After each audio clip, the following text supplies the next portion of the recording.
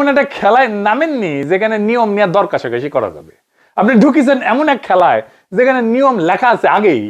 এখানে প্রশ্ন থাকে না আপনি মানবেন কি মানবেন না, প্রশ্ন থাকে না মানলে আপনি টিকবেন কিনা। এই কারণে বহু ইসলামী রাষ্ট্র পশ্চিমের সাথে থাকে, ভালোবাসায় না, ধর্মের কারণেও না, নৈতিক বিশ্বাসের জন্যও না।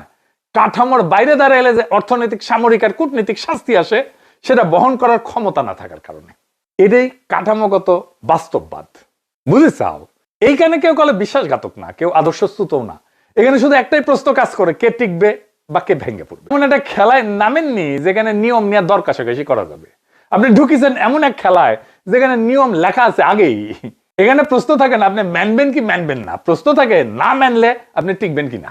এই কারণে বহু ইসলামী রাষ্ট্র পশ্চিমের সাথে থাকে, ভালোবাসায় না, ধর্মের কারণেও না, নৈতিক বিশ্বাসের জন্যও না।